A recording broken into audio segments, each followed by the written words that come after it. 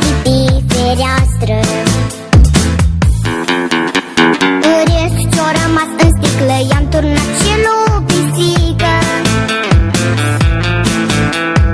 Nu știu floarea ce-o se simte, dar pisica da cântă.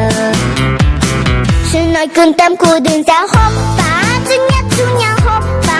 Toată lumea toată-i încântată de pisica talentată. Hopa, hai că-i bună, hopa, nu-i o glumă, toți în cadă pe costică, să le mai aduc o sticlă.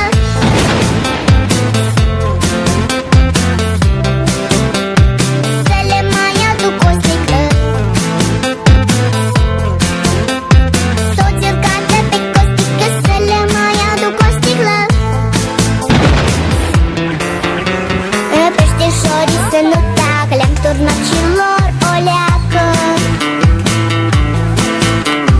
Numai rațele din curte mute au fost și-au rămas mute. Nu știu ce o să fie mâine, dar acum la toți e bine.